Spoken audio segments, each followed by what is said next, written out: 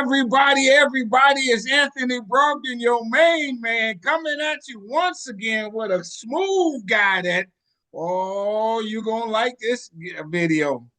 You're going to like this interview because let me tell you something. Per what he wrote about, he's got to be a conscious guy. You're going to get what my point is later. He's got to be a empathetic kind of guy. He's got to be a nice guy. And he's on the show today. I am not playing with you. I'm Anthony Brogdon, where I give it to you straight, no chaser, provided the people who come on the show, I'm a better person with strong inspirations. I hope it makes you a better person so that you know and you recognize your betterness because of the stories that you see here. Hopefully, it makes you more conscious. You learn something. And you're a little bit entertained too. How about that, my friends? So hit the subscribe button on Strong Inspirations. It's free. I was telling somebody the other day, this is free Black history and wellness too. Hit the like button on this video. You're going to love it. Watch out. Watch. I'm going to get to the heart of it. We're going to have a good time today, everybody. And then hit the notifications bell so you get a ding, a shock, a smoke signal, your lights flicker, your dog kicks you, the kids yank at you to let you know there is new content on Strong Inspirations. Did you see the video I did with the guy who found out that his great-great-grandfather was the largest enslaver in Barbados? Watch that. Did you see the one I did with the guy who wrote a book? That other guy did too, that he found out that his great-great-grandfather was in the KKK and killed somebody? Did you see the one I did with the guy out of South Africa who he talks about what it was like living in apartheid? Did you see the one I did with the guy who says he eats healthy because he was in Africa. They had got the cow, put him in the back of the van, and the cow was moaning. And he was on his way to death to be eaten. He said, after seeing that, I can't eat another cow. Watch that video. I'm not playing with you, my friends. As a result of the people that will find me, and it's getting a little easier.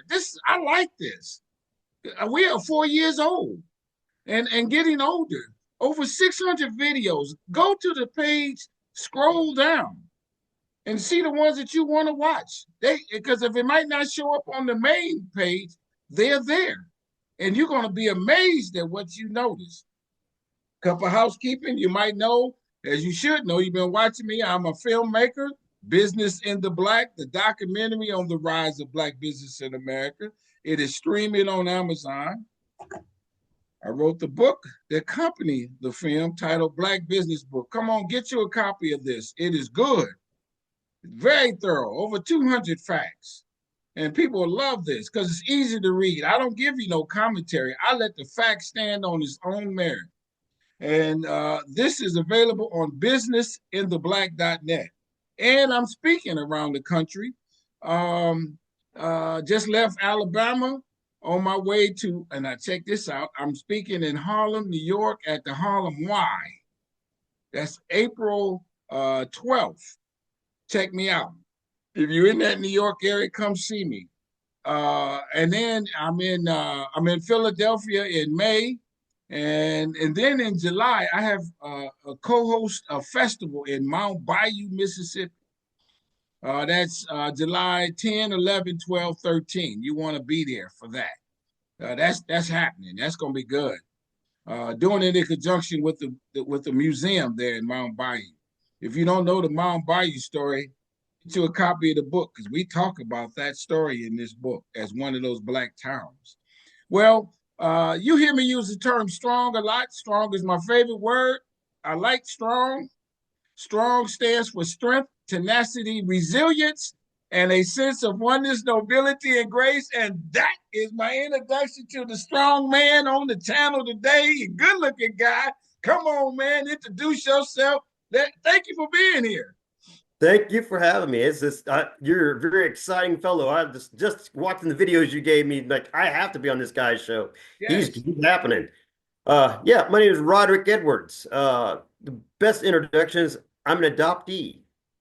Why is that important? Because when we get ready to talk about the topic we're talking about here today, you'll understand that adoptees, people who don't know where they came from, they have a commonality with Black Americans that a lot of other people do not.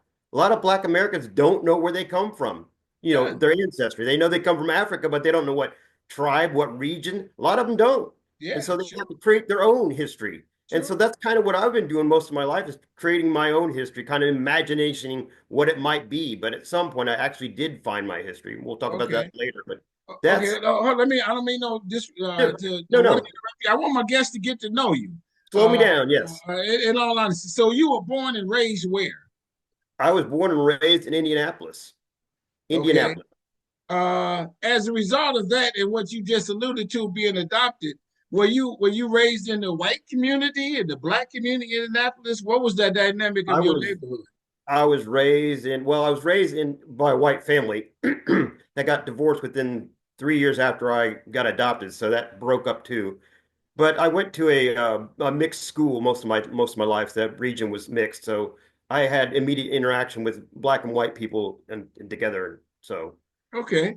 When you had that, did you have any black friends? oh yeah, always. I didn't think anything of it. I had black friends. I had Hispanic friends, Asian friends. I had people from Thailand even as friends. Barely even spoke English. Were my friends. So that the area I come from is very diverse, if you want to call it. It's called Broad Ripple, Indianapolis. It's really diverse. So. All right. Okay. We're gonna stay on that just a little bit. Hopefully, you don't Sure. mind. How did you have black friends? Did the white friends say why you hanging out with them? Did you ever get that comment? That area in Indianapolis is not like that. It hasn't even back in the 70s and 80s where I grew up, it's never been like that because it was already very integrated. So there was none of that tension that you see there. A lot Oh, of really? cities. No, it really wasn't. And your mother, your adopted mother and father raised you. Who raised you? Well, nobody really raised because what happened, like I said, after I was adopted at age 4 and they got divorced at age 7. So, 3 years later, and my mother went off to work at a bar and my father wasn't around. So basically, I kind of raised myself, from You had that to age live on. with somebody. Yeah, I lived with my mother, but she was never around because she was always at work. So I helped Really? raise my two younger siblings. So I really didn't getting raised by anyone. It's not like they instructed me anything. So, Yeah, but at the age of 7, you had somebody had to cook the meals and everything else. well, not really, Yeah. not much. 7-year-olds can cook food. I cook macaroni and cheese and hot dogs and things like that at age 7, even for my younger siblings. So, Really? yes. Did well, okay, what was her dynamic on race relations? May I ask that? Well, she came From from what you could Kentucky. tell. She came from Kentucky, but I don't remember much of us ever talking about any racial dynamics. However, my father was typical of that era of his raising, being born in the 40s, was typically, racist, would drop the N word and everything once in a while. But I never seen him specifically say anything hostile otherwise about black people. But we never really, that really wasn't a component of our life. We didn't think anything either way of it. What was your understanding of race then? You kind of alluded to it, but I mean it's in the media. You grow up like you do. Did you know that white people didn't like black people Oh yeah, yeah. I mean, or that's otherwise? obvious. There's no way you can miss that. It's obvious. Yeah. But the thing that I guess if you want to say when was my first really realization what was going on is in school when we cover they always cover the same periods of time and they obviously you're going to talk about slavery and everything else there. But I always thought it was strange was I looked around at my fellow black friends who I never really had any issues with, thinking, wow, what must they be thinking? If we're all sitting here in the same room and they think my ancestors did this to them, do they hate me? Why shouldn't they hate me? If they think the ancestor, because that's how it was presented in school. There's no reason why a black child shouldn't hate a white child when they hear that white ancestors of the guy sitting next to him did this to their ancestors. So that's my first thought about that when I was younger. Really? Hmm. What was your dynamic in school? Did you think that the black kids were smart, that they were lazy, that they wanted to work? Not Uh, until I got into high school, because most of the time it was everybody who seemed to be the same to me when I was younger. When I got into high school, it became a little more brash because that was when the hip hop was starting, and that whole yo, you know what I'm doing, whether it's white kids or black kids, that was just starting. Before that, you didn't have that when I was younger. You didn't have Yeah, I all got you. that vibrato. But by the time I got to high school, everybody was wanting to run around acting like they were some kind of hip hop rap star. So they had that arrogance there, and I began to see some of that. Okay, how about this? Now, I want to stay on this just a tad because you Let's seem go like ahead. you're amenable. Did you ever have a fight with a black kid? Mm, no, not physical or okay, the closest experience I had with a hostility, let's say, for black culture, if you want to call it that, is in high school. These black kids, again, after vibrato, would come around and they'd touch your food, knowing you wouldn't eat it. Hey, you eating that? They'd touch your food. I don't think because they're poor or whatever. They'd Yeah. touch your food, and a lot of people would just, okay, well, you can have it. Well, I got wise to that, and then they would come around and touch my food and say, "You eating that?" So I'd spit on my food. No, I'm not eating it. Now you eating it? And they'd quit doing that shit. Go, can I say that word here? Wow. Yeah, yeah. We keep it real here. Okay, let They me ask you this. I had an instance, and I don't know why I did this, but I never, I distinctly remember I was on a boat ride here in Detroit. I'm in Detroit. There's a boat going down the river, and there was some white kids. I had a black kid push me into a white kid just to be mean. I don't know what I was trying to get out of that. Did you ever have that, or is it? You know what I'm asking? I'm trying to get to the heart of it, and from your perspective. my hostilities in school, at least, were more with yuppies or preppy white kids, less with Really? less with black people. I mean, I had some of that, but not so much because one, look at me, look at the way I look. Is Yeah. this some kind of white? Is this some kind of black albino? Look at these lips; they're bigger than yours. And so Really? we talked about this at the beginning of the show, my adopted. So when I began to look for my heritage, I was thinking, well, I must have some African American. Look how big my lips are. So we'll get into that more. But Yeah, we'll so I get in there more. so I never really had this hostility towards black people because I thought I might actually be, have a lot of heritage in me. Why should I be hostile to them? Oh, really? Yeah. Okay, I got it. A couple more. Sure. I feel uncomfortable doing this. I'll be honest, talking Everything about is black okay. and white around white people. No, do But it, do but it, do it. but when somebody says to you "white boy" or something like that, does that do anything? Why you got to say that? Because I don't. Because you can't say "black boy," but we say "white boy" and we use the N word among ourselves. You can't do that. What is your Right. take on how we treat each other compared to how we don't want you to treat us?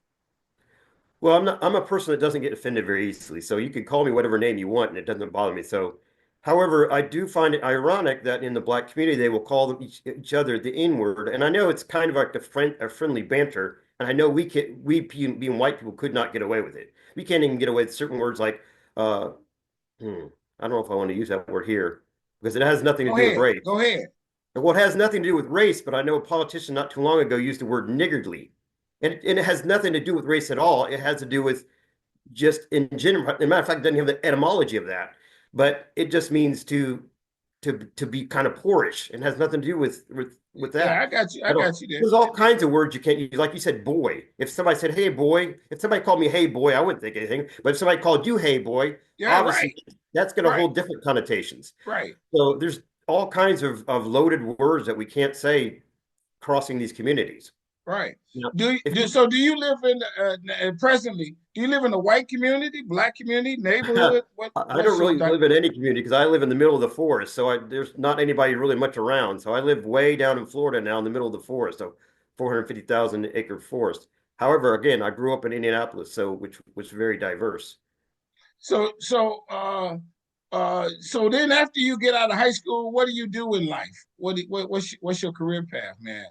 I eventually became a data analyst, but I started out doing washing cars. So, and I worked again with a lot of mixed people, whether black and white. So, as you can imagine, Yeah. so there's where I started out at, and eventually I began getting interested in computers and became a data analyst. Are you a hip white guy? You know I what I don't know what mean? that. You got some swag. You can kind of talk like that. You maybe you wear some kind of clothes that's the kind of swag. You know what No, I mean? I know what you mean, but I have never been very egotistical, if you want to call it. Never. That's that arrogance, that swag that you're talking about. I'm more of a nerd, kind of a, a guy Yeah. who wants to understand, Okay. like an amateur sociologist. I want to understand human interactions, and so I've been working on that. I'm an author. I've written over 36 books, so on all Oh, kinds of really? Okay. One more so. on you. One more on you. So, Mhm. if you went in the black community, you would know how to handle yourself. You would Oh yeah, know yeah. the difference, where to go, how to look, how to kind of how to handle yourself. Yeah, yeah. I used to go in them all the time. I had one time I went to this black community and there was a record store. There's back when before all he has records, and I took my white girlfriend there and her friend, and all these black guys like, oh yeah, and they, come on, girl, we got some more records downstairs. I said, no, we don't want to do that. We don't want to do that. So I handled that, and plus I had a lot of interaction with Black Islam. Muhammad Sadiq. I don't know if you're familiar with that name. He's the guy that defended Mike Tyson when Mike Tyson was going through the rape charges. Muhammad Sadiq was actually a close friend of mine as a school teacher, and we used to have conversations all the time. So I spent time in and out of the black community a lot. Oh, have you ever dated a black girl?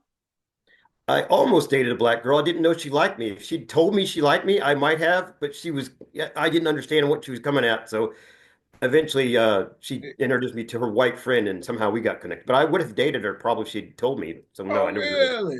I Yeah. love it. I love it. So now you've changed it. Now you write about this. Is what do you write about? I write about all kinds of topics. So like the topic we're going to hopefully get into today is I wrote a Yeah, we book will. called The History and Future of Black People. And they're like, what in the world is a little white guy writing about this? How dare he? That's what some people would think. Yes. But again, as an adoptee, I'm disconnected from the white community. I have no heritage. I didn't have any heritage. So I can hopefully look at this a little unbiasedly. But I write about politics and history and all kinds of religion, all kinds of things. So But what you say you have no hairs, you could do a DNA test and kind of find out oh no, I quickly. did. I eventually did do an A test, but at first I had no heritage. Again, I thought maybe I had African American in me. I thought I had probably a lot of it, judged by these lips and the pretty thick Yeah, nose. But yeah. I did eventually do a DNA test, and these thick lips don't come from African American. They come from Vikings. Vikings also have thick lips. So my heritage goes all the way back to Norway. Oh, really? Yeah, so Vikings. So you when you decided to write, or show us your book. Let's start there. Okay, so it's titled what? The history and future of Black people. Because you're always talking about the history of Black people. People talk about the history, but what about the future and how's the history enable that? So I talk about that a lot. So Okay, so you hold on, how were you able to write this? Is this just you did some research, or is just personal thoughts? What is it's it? research and personal thoughts. For example, a lot of the African Americans, we don't realize. So how it's portrayed, at least in the school, at least it was to me, is that what happened during slavery is you had all these white European ships that sailed up to Africa, dropped anchor and ran out into the jungle and just grabbed black people randomly, put them on the boat and sailed away. That's not how it was. And I used to believe that's how it was. And I used to, Yeah, that's kind of what we think it is. Well, what are that's you not saying how it it is? was. And Okay, that's go ahead. not how it was. So the Ashanti and Yoruba tribe, which is basically part of Ghana, they were already trading black Africans they caught in wars for centuries, mainly at first to the Muslims in the north. That's what the Arabs, they were trading them. Along comes the Europeans, and then this slave trade's already in existence. So the Ashanti and Yoruba tribes started trading these Africans that they'd captured in wars to the Europeans, and the Europeans used them for cheap labor, and obviously in America and other places. And so that's not how that's what first sparked my interest. We need to tell the truth about how this happened. It didn't happen like just randomly white people ran into the jungle. It happened because there was already a slave trade going on. And it's important to know that. But does that doesn't dilute their responsibility No, it does not. And I'm not ever saying that at all. I'm just though? Yeah, saying first we got to tell the truth about how it all started. That yeah, Africans were selling fellow Africans into slavery long before the Europeans came along, and they were selling them to Arabs and Muslims. yeah. I think we kind of all know. I mean, not all of us. We kind of have heard that now, and we got it. I think But the that's not difference how it's is, presented. yeah, is the way the Europeans, when they got involved, it became chattel slavery, and it became so much more brutal and so on and so forth. Is that something that you cite in your book? Because Oh yeah, I cite all that. from a historical perspective, what do you cite other than that point? I cite that, and I cite how even in America, how the Africans eventually tried to get away. It's like after the Civil War, where you have Oklahoma and stuff like that, where you had the Africans building their own city and trying to, okay, fine, we're over in America now. This is kind of time. We're over in America now. We're going to make the best of it. We're going to create our own society. But every time they tried to do that, you had white racists to try to tear that down. I cite a lot of that stuff in there as well. And that's so true. Yes. Does that does that what does that mean though? Well, so what my take is, okay, we don't y'all don't want us in your stores, you don't want us to do this, you don't want us to do that, you mistreat us. So then we have our own, and then they get mad at us for having our own. Well, let's back up a little bit. Can we back Yes. up just a little bit? So, right after the Emancipation and Proclamation of Emancipation, there we go, and all that stuff, there was a plan to integrate Black Americans into society. But immediately, because of the Civil War and after the Civil War and the assassination of Abraham Lincoln and Andrew Johnson coming in, a lot of that was thrown out. The 10 acres and a mule concept went out the window. And so there was no integration. So now you had all these Black Americans who all they knew was slavery, all they knew was farming and things like that. They didn't get integrated. They didn't get taught new things. They didn't get their own land. And so we've had multiple generations of people like this who have to struggle to figure out how they fit into the society.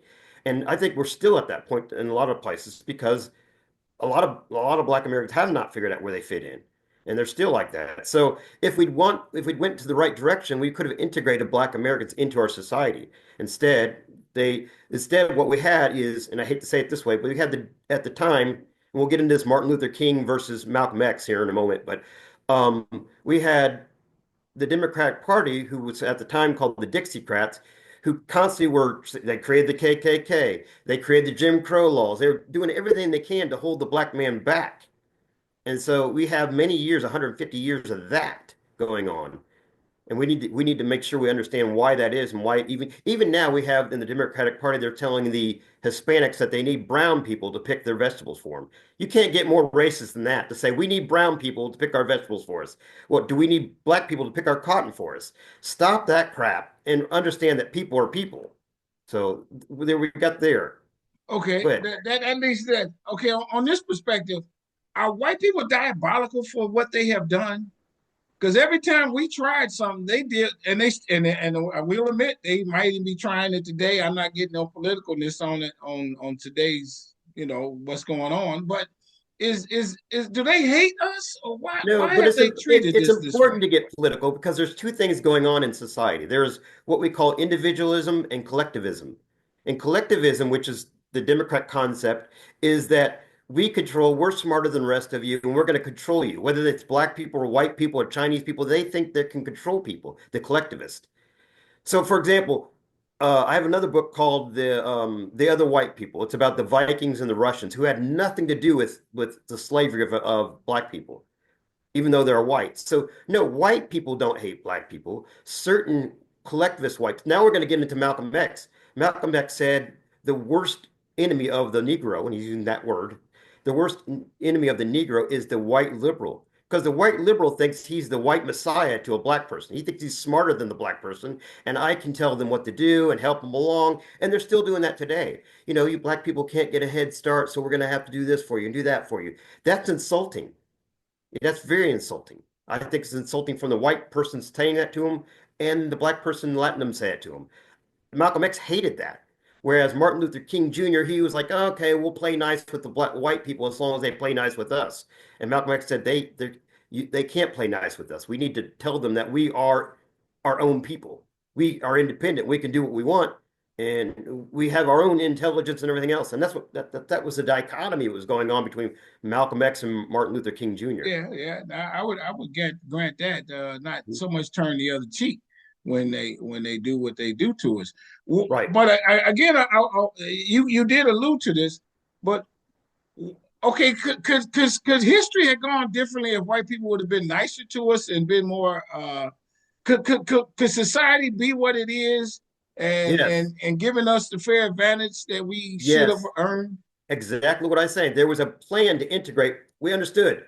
At some point in Americans' history, we understood this was wrong. We used cheap slave labor to build our nation.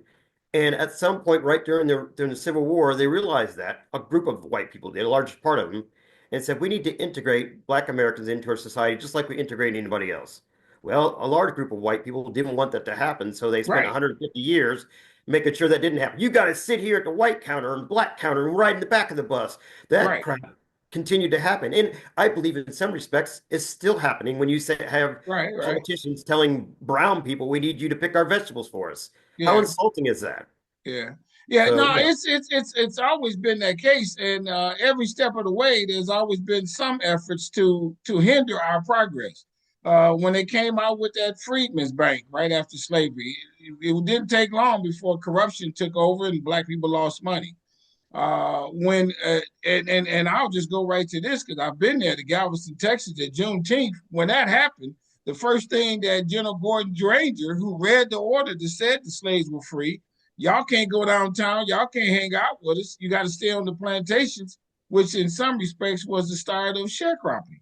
So there's always been some little bit of attitude that we going to be fair, but then it's going to be fair to a point. yeah, free but separate. Yeah, But no, it's no question. well, and Malcolm X accepted that. He said that's fine, free but separate, but you got to leave us alone so we can do our own thing. Yeah, We can't, exactly. but they weren't left alone to do their own thing. Every time they tried to do that, somebody came along and tried to tear it down. But is there and you alluded to it, I'm trying to get to her. Is there a diabolicalness to this, or is it just uh, There is, but I because they think we're can missing tell it. black people because of our skin color, and I believe racism is never going to go away. No, it won't. But here's the problem. We need to separate this. We can't say all white people are diabolical. Good point. Good Like point. we had what's the guy's name? The guy. Oh, suddenly I can't think of his name. The leader of the Nation of Islam, the original leader. Not Farrakhan, but Before him. yeah. Anyhow, he Okay, basically yeah, said that white people were 6,000 years ago were created by an evil scientist, blah, blah, blah, who kept diluting. I can't remember all the story. But the problem is we need to separate this and realize that this is a difference between collectivist and individualist. An individualist, like to me, I don't want to see your blackness. Until you tell me about it, I don't even want to care. It's just we're just people. Now, eventually that will come out. That's fine because that's who we are. I'm white, you're black, I'm Norwegian, you're something other. But my first thing I want to see is Anthony the person. Whereas, unfortunately, even white liberals want you to see. They always first say, "Here's a woman here here's a black person. Here's a Hispanic." They always want to give you some label before we even get to the fact that we're talking to people here, and that's diabolical. yeah. That's the diabolical part of it. Well, given your mindset today, if you could imagine that you lived during slavery, what might have been your position? Well, obviously, I would have been probably abolitionist and probably got killed, I'm sure, because you had those even back then, because that's a human being. You can't watch a human being. There's even people who I think maybe deserve like criminals or pedophiles and rapists that probably deserve to be mistreated very badly because what they did to people. But I couldn't sit there and watch somebody be whipped and raped and hit with all it's even if you deserved it, like a pedophile might, Yeah, I yeah. couldn't watch it. I would have to say no, we have to have some mercy as humans. Now we do know there were people like you, as you alluded to, the abolitionists, the white Mhm. abolitionists. There was the John Browns who fought hard and stuff like that and gave of his life. Uh, Even during the Civil War, a lot of people don't maybe catch this dynamic. They didn't allow black soldiers, so it was white people fighting against white people. You Right. could have been one of them that maybe fought on the new Union side. Right. Uh, okay, let me ask you this: if you could imagine yourself then, what, given the circumstances, what could have got you there to feel that way? You've alluded to it a little bit, but to be this strong about it, what was there something that somebody said to you, something that you saw that made you feel this way? No, again, and it's hard to explain to somebody who's not adopted, but when you're adopted, you feel like you have no connection to the world. I don't, if you're not told what your heritage, you have no connection. You have what people do I come from? And this is something I think a lot of Black people might have in common. That's the reason why you have Black people often creating holidays like Kwanzaa, which is really a created holiday using elements of African, but it's not actually African. You have Wakanda, which is not really, it's kind of fictional. It's fine. I get why it happens because we don't have this connection that we're all looking for. And so adoptees actually are the same way. We kind of fill in the gaps in our mind as where we come from, who we are. I mean, I've had adoptees actually just create complete fictional stories about their life. I never did that, but I can see where they get it from. And so this is Uh, the connection. and but like and I wasn't adopted, but I just knew that my grandfather came from North Carolina. I didn't get no deeper than that. Why? Well, but a I lot of didn't do people no do. DNA, so I don't know. I know you might say I don't know who my family is. You had a yearning to know who you were so badly? As a heritage, yes, you definitely know. First of all, your parents in general, and then your grandparents, but then who are my people?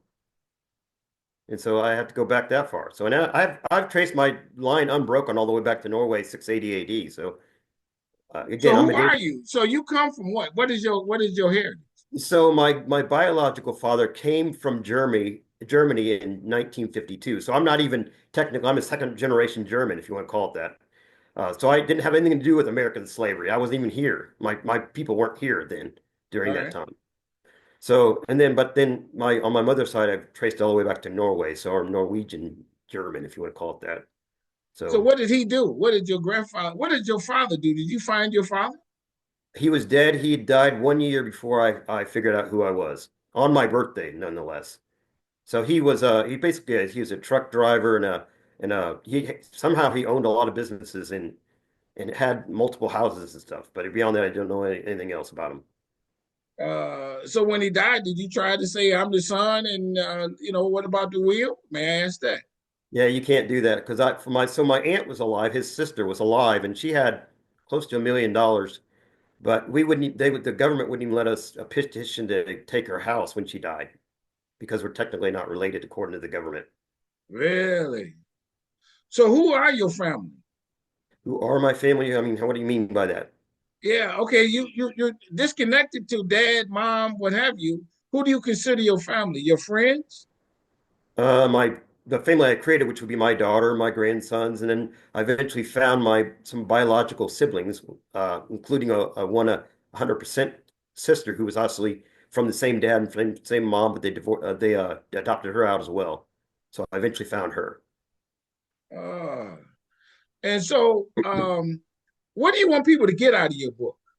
What I want people to get out of this book is we need to start with getting rid of some of the narratives on both sides. Again, white people didn't just pull up to Africa, jump out, and start running through the jungles, grabbing people. We need to realize that some of the Africans also had a hand in this. They All were right, doing it for hundreds of years, long before white people came on the scene, and right. were selling their fellow Africans into slavery.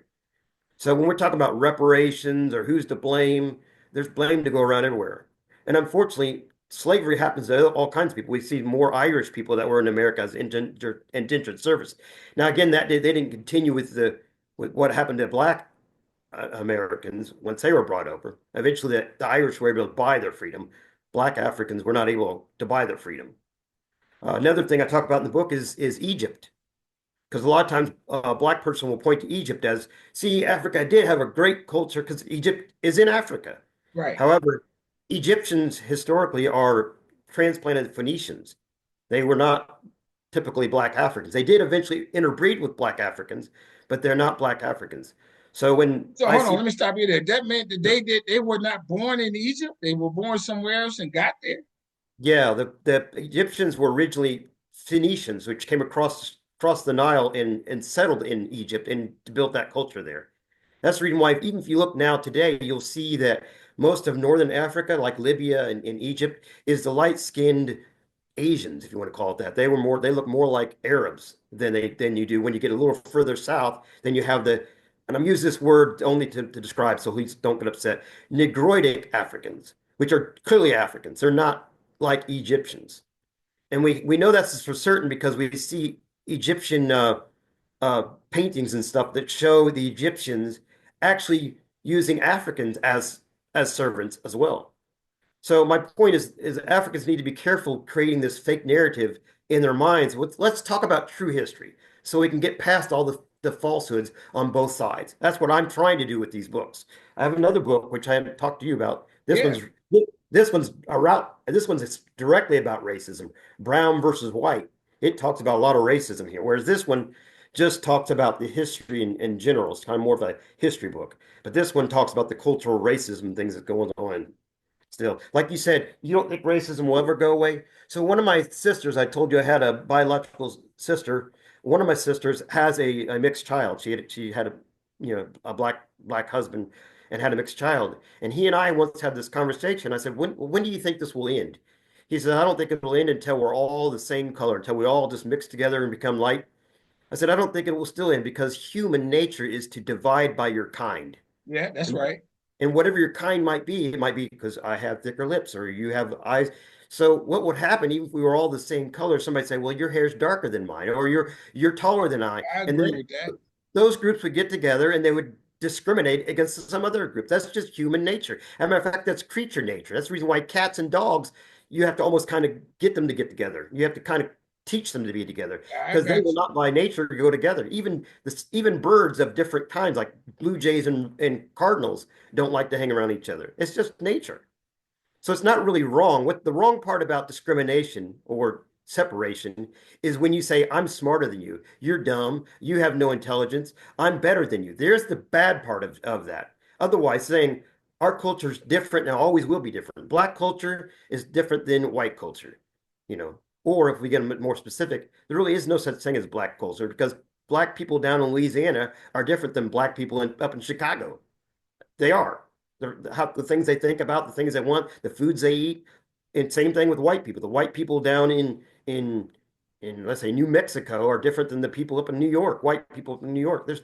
We can't segregate people in this way. We got to understand that there's all kinds of different cultures even within the races.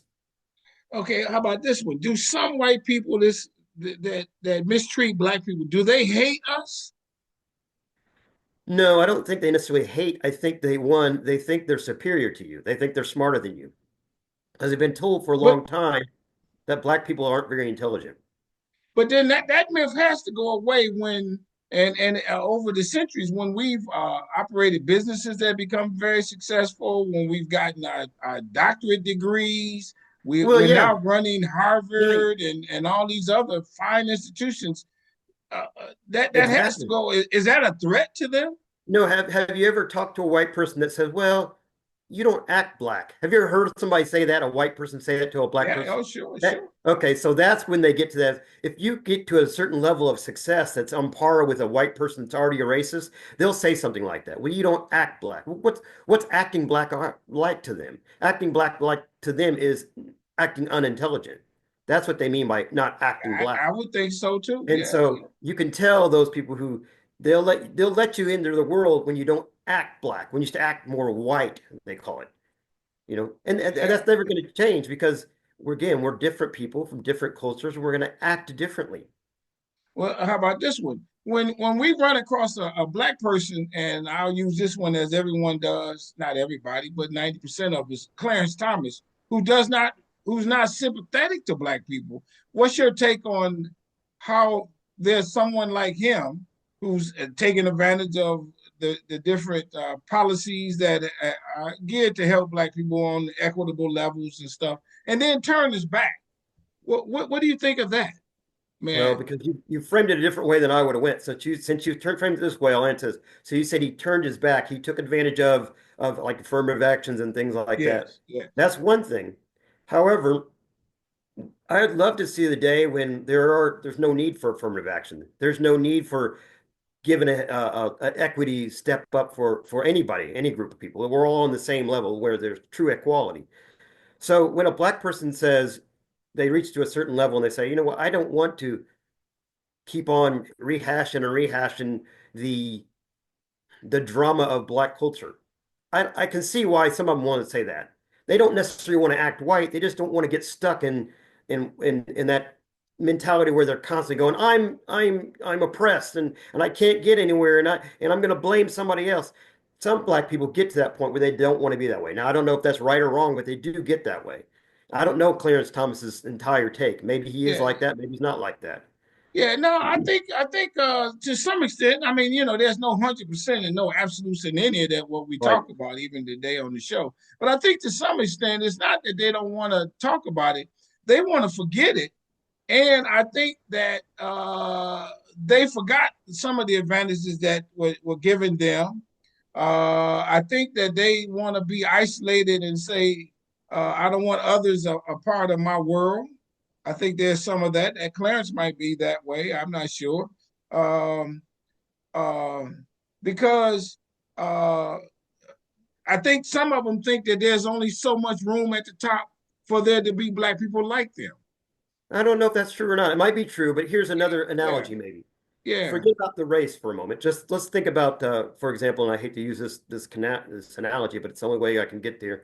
So you have somebody, white or black, they're in the drug culture, and all their friends are also in the drug culture. And finally, they move out of the drug culture, and they're trying to improve their life. But their friends say, "You think you're better than us? How dare you?" Blah blah blah, and they're constantly trying to both pull them back down. I think some black people who get out of the oppressive culture, I don't know what we want to even call it. They say, look, I don't want anything anymore to do with that. I don't want to march in over the Selma Bridge. I don't want to constantly say white people are holding me down. I don't want to say I hate whitey and blah, blah, blah. I just want to live my life as a person. I think there's some black people who reach that level who are like yeah. that. That's probably true.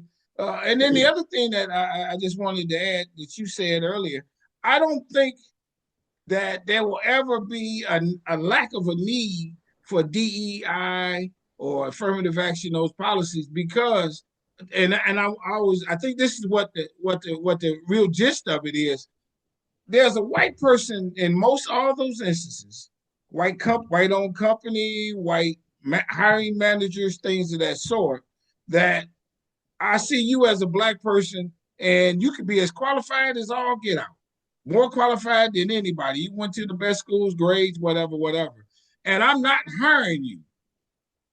I don't care what all those qualifications are.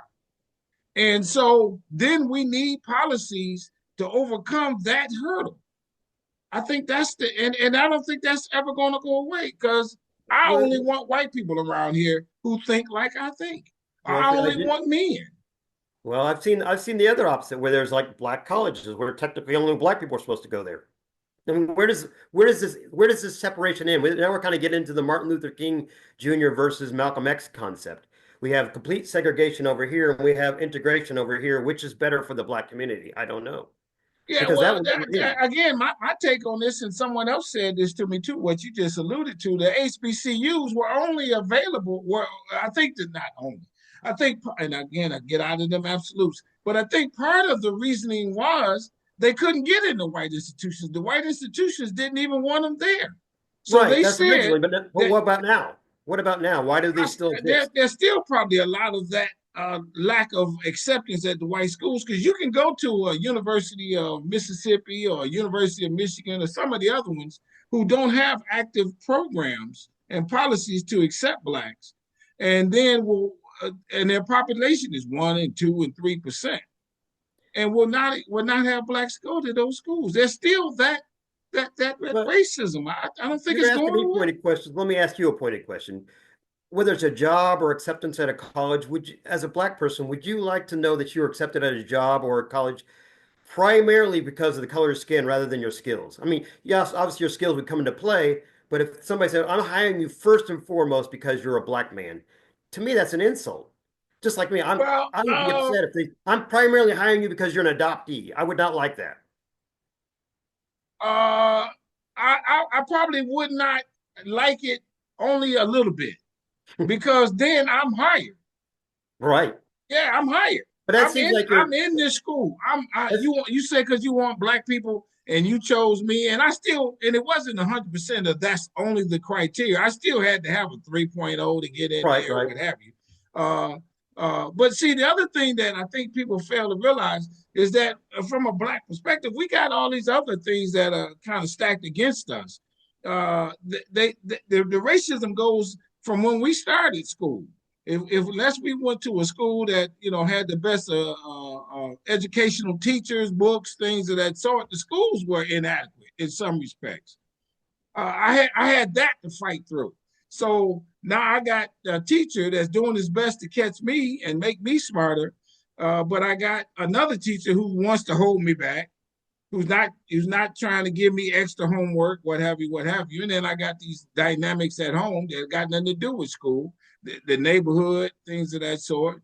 All these other pressures. My parents can't get a good, the best job for us to move into a more neighborhood. So there's a whole lot of layers. And Right. I still got a 3.0. But my 3.0 does not mean I'm as smart as a kid from a white private school with a 3.0 who's got the brightest minds coming through, the best books, things of that sort. So they still got a leg up on them. So Right. that university says, oh, you got a 3.0, good, but the school you got it at ain't even up to par. So I I agree. got that I got to fight against. But I'm qualified because I can learn. Just give me the chance. I don't care if you give it to me because I'm a black person. I did something to get here to have that 3.0. Now, when I get there, I'm going to do my very best. Now, not all of them graduate. That I do know. But there's a whole lot of components that go into this. And, Exactly. and so what you write about is very important. How did you decide to write that book? Well, again, it kind of was triggered by the fact that I always believed and thought I was taught that again the white European ships just pulled up to Africa and started running through the jungle and grabbing people. That's not how it started. It started. It's really, as you're saying, as you're telling me, the dynamics here are more complex. Whether it's we're talking about getting a job or talking about African American history, it's more complex than that. And we need to really lay it out. And even if we hurt people's feelings, hey, even we hurt white people's feelings or hurt black people's feelings, it needs to be laid out. Like I said, Egyptians aren't technically Negroidic Africans. They weren't historically. So when I hear a black person saying, I descended from kings and queens, and they're talking about Egyptian kings and queens, no, it's not likely. More likely you descended from some tribal leader in Ghana, because that's where a lot of the original African slaves came from the Ashanti and Yoruba tribes out of Ghana. That's the biggest slave trade area there. Yeah, but So that's still African. Ghana's still African kings and queens. right, they do, but they try to imply that they came from like super kings that were like Egyptian kings. That's not even your history. That's the reason why it's important to figure out my true history, no matter what it might be. Like for example, I know my actual biological mother also comes from some podunk poor place in Kentucky. That she comes from some hillbilly place, but that's part of my family. That's who I came from at some point. So and I'm okay. I'll absorb it. I'll make it part of who I am. So, but So, do you get pushback from white people yes, from I writing do. your book? I get them two types from white people. One is, why the hell would you write about that? All you're doing is stirring up trouble. I said, no, I'm trying to tell the truth on both sides. Or then some people would say, oh, I don't even know why you mess with all that stuff. They're not going to accept what you write because you're a white guy. So, well, maybe they won't, maybe they will, but I write it anyhow. How So long did it take you to write it? well, in from thinking about it, probably over a year to write that. Have you been to Africa? Have I been to Africa? Yes. I have not. My ex-wife went to Ethiopia because we had some friends that were directly from Ethiopia, lived across the street, and they invited her to go. And she spent a week and a half in Ethiopia, just wandering around Ethiopia with them. Is really interesting. But I mean, do you think there's somewhere you want to go? I would if it was safe. I don't even want to go to Europe right now. It's not safe. I'm not. I'm kind of a little scaredy cat right now. It looks like Americans aren't accepted anywhere, no matter what color you are. But since we touched on this issue, it's kind of interesting. Have you noticed? And they did this study not too long ago where they had white tourists and black tourists on the same tour bus that went to various African countries and cities, and the Africans there would appeal to the white people. They wouldn't appeal to the black people, like asking for money or whatever. They would only appeal to the white people, even though the Africans, the Black Americans that were on those tours, probably had the same amount of money and everything else Yeah. to Oh, get to sure, Africa. sure, So it's sure. interesting that if suddenly all Black Americans were relocated into various African countries, how would they integrate? How would they be accepted? That's kind of something I think about. I don't think they'd be accepted real well, and I don't think a lot of American Black people would like to even live there because it's a completely different culture than what even Black Americans think it might be. as we almost come to a close, I got a couple more questions. What was the in writing that book and your ha moment? What's the aha moment? Yeah. The aha moment for me was when I realized that Malcolm X and Martin Luther King Jr. had two different approaches, and depending which approach was taken, this United States could have been much different. Instead, we have a lot of white liberals that are constantly saying Martin Luther King and it's Martin Luther King Day, and they celebrate it in such a way that it basically keeps the black people segregated into this controlled white narrative that they have for black people. Whereas Malcolm X said, "Look, no, you don't get to control our past. You don't get to control our history. You don't get to control how we think. We're going to be separate, whether you like it or not. We get that." And so that to me was an aha moment. But I don't know how that's ever going to work because that would require almost another either civil war or revolution. So, and I'm not certain we have the stomach for that. Um. So some of your book is about the dichotomy between those two. Right. A lot of the book is That's like one of the chapters or something like that. right. And then I Did, finally did, get into the future of Black America and the future of Black people in general. We have like Akon, I know he's trying to create a kind of Wakanda-like city in Africa. I can't remember which one it is. I think it's I can't remember which country it is, but he's trying to create the Wakanda concept there in Africa. okay, and I don't know if we answered that, maybe we did. In your book, what do you say the future is? Well, the future, as you and I both talked about, we have to realize there will never be an end to discrimination, not just racism, but discrimination, where my group of people, no matter what they are, whether it's based on how big my ears are or what color my skin is, that's never going to go away because it's natural. And we need to realize it's natural and not get upset anytime somebody wants to be around their type of people, whatever it might be.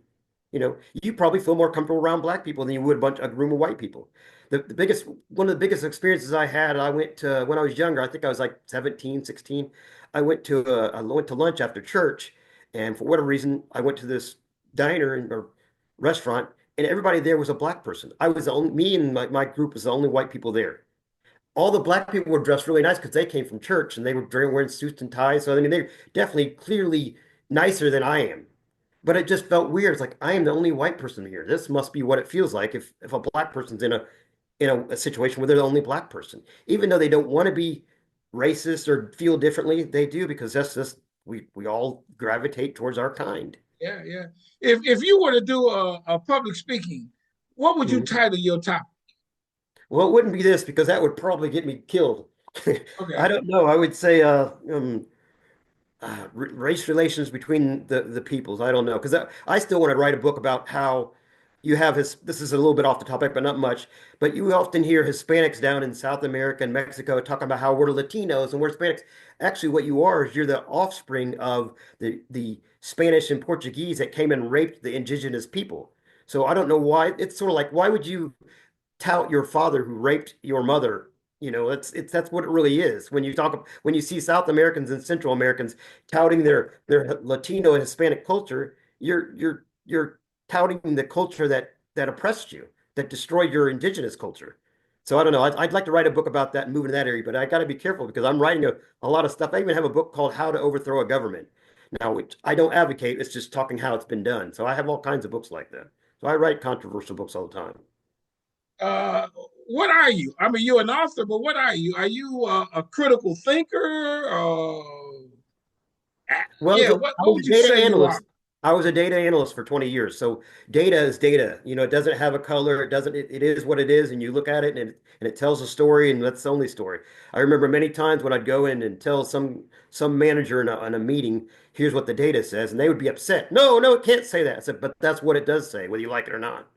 And so that's where the critical thinking comes in.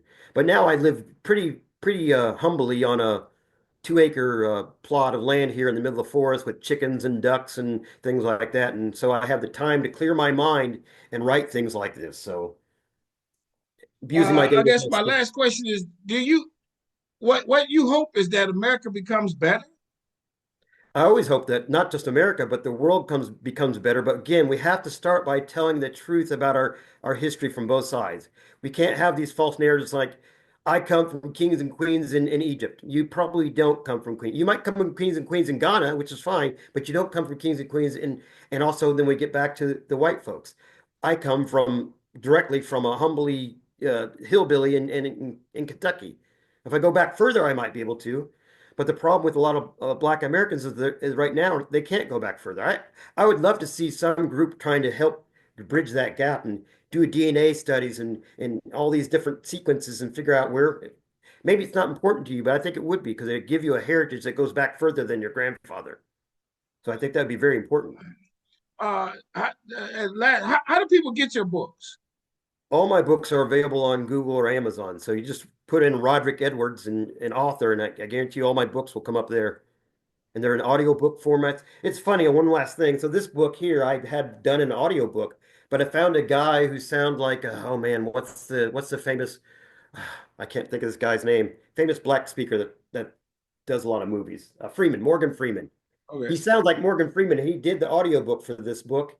But before he did it, I told him, you need to read the whole thing because I don't want you to get it halfway through it and say, I'm not doing it. So he does a really good job with the audiobook. I don't do it. He did it for me. So very good. It sounds like Morgan Freeman. I and so you came up with this idea on your own. I know you said because of being adopted. It, Well, yeah, and I'm also all my life I've been interested in the human dynamics because again, adoptees are kind of like we're out here. We're watching, it's almost like we're watching other people live their lives because we don't really know where we fit in. So all my life I've watched the dynamic between white people and black people and women and men and preppies and sports guys and all these kind of people. And like I told you in high schools when I first started noticing this vibrato from black young men. I didn't notice it before then. That's when the hip hop came in, and then now it's all of a sudden, yo man, you can't mess with me, getting up in your face and trying to shoulder check you and stuff like that. That all started happening in my high school days. Before that, I never noticed any of that. It was just we're all here together. yeah. But you get a You lot of you that you now. know you on to something different. Is that what I, you would say? This is your I niche? well, I've got a lot of niches, but yeah, because I write a lot of religious books too, by the way. So, um, but yeah, this is one of the niches I'm on to, and hopefully it doesn't get me Salman Rushdie or anything like that. Yeah, yeah, He yeah. got That's stabbed good on stuff. stage. How did I find you? How did you find me, or how did I? Yeah. Well, I think I your podcast must have came up on a YouTube, and I was looking at it, watching something like this is And then very you interesting. sent me a message, and then we Yes, went. I'm happy you here because I can dig where you're coming from.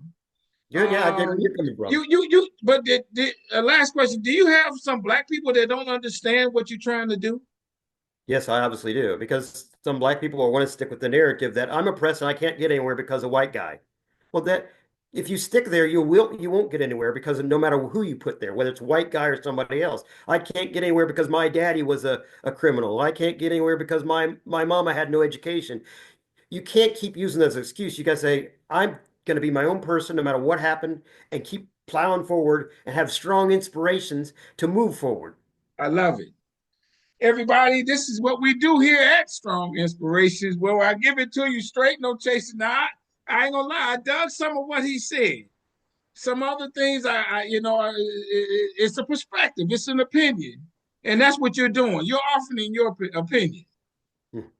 and so with that, it's good because you got to hear the opinions. And this is, I didn't know where we were going with this. And I'm glad we went there, everybody, Right. because my man put it down. And so I would say to the viewers, that book and his others follow this guy because see what happens in life. Once you develop your niche, and he has, then you'll find your audience as he has, and even more so. And this is what I want to do. I help him develop his audience so you can at least think a little more broadly in our thought process. And that's what he's doing. You opening my eyes to see it in another way, as you wanted to do for your personal self. So hit the subscribe button. That's free. Hit the like button. There is no love button. Hit the notifications bell. Tell somebody about Strong Inspirations. Go to my website, businessintheblack.net, where my book talks about the successes of Black folks in the 1800s through 1900s and so much more. Get you a copy of the book, please.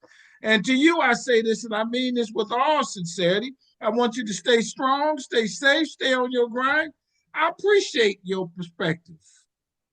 I appreciate that you took the time to be a great person and didn't allow your circumstances, having to raise yourself, as you said, so on and so forth, stop you from doing that. There was some internal light that shined on you. Something touched you and made you who you are, a conscious person, and also a person that appreciates all folk. That's a beautiful thing. Because you could have been mad, I would suspect. And so that's the beautiful thing. So thank you again for coming on the show, everybody. With that, I'll say bye bye. We out. Thank you. Appreciate you. Yeah.